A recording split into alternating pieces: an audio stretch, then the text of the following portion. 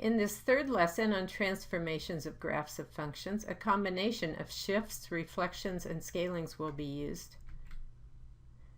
Let's graph the function f of x equals negative x minus 3 squared plus 2. Step 1 is to look for the parent function. The parent function is the function that can be transformed to give us f of x.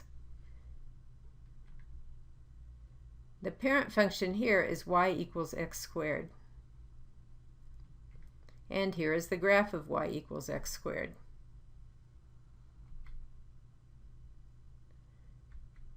Step 2 in transforming the graph of y equals x squared into the graph of f of x equals negative x minus 3 squared plus 2 is to graph y equals x minus 3 squared.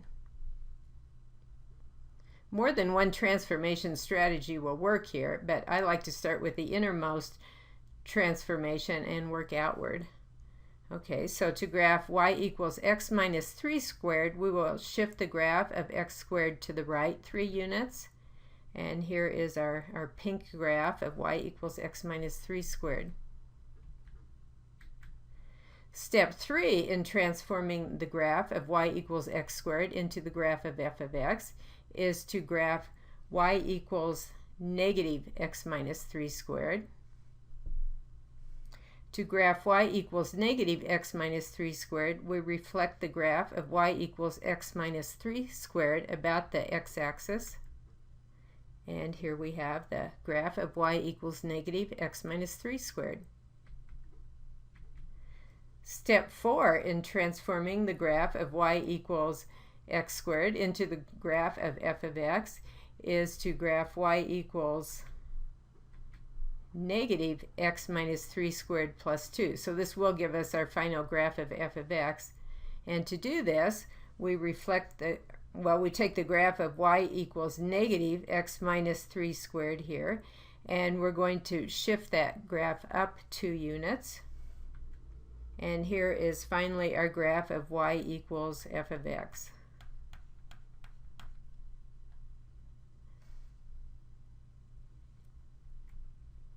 Next, we're going to use the given graph of y equals f of x to graph y equals 2 f of negative x plus 1. And again, we'll do this one step at a time, starting with the innermost function. Step 1 is to graph y equals f of x, which we have, and then transform it into y equals f of negative x. And to do this, we will need to reflect our graph about the y-axis, and so each point on our graph will be reflected about the y-axis.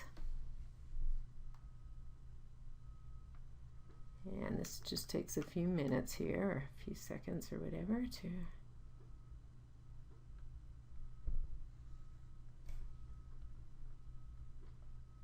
okay, and we can see that a little more clearly in the next sketch. This green graph is the graph of y equals f of negative x. Okay, so next we look at the graph of y equals f of negative x, and we will, from that graph, sketch a graph of y equals 2 times f of negative x. Okay, 2 times f of negative x is going to stretch our graph vertically, and remember here we take each y coordinate, multiply it by 2,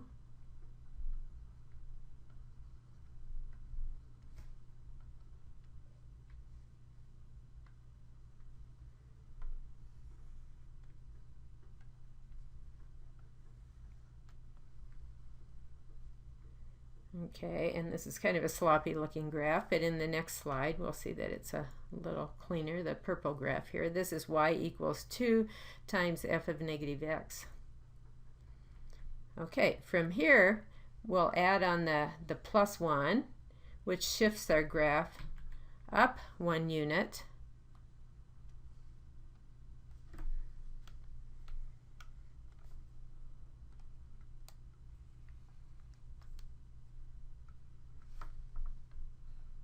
And this gives us the graph y equals 2 f of negative x plus 1. Here you can see the resulting transformation. Okay, Try this last graph on your own. Use the given graph of y equals f of x to graph y equals negative f of x minus 2 minus 3.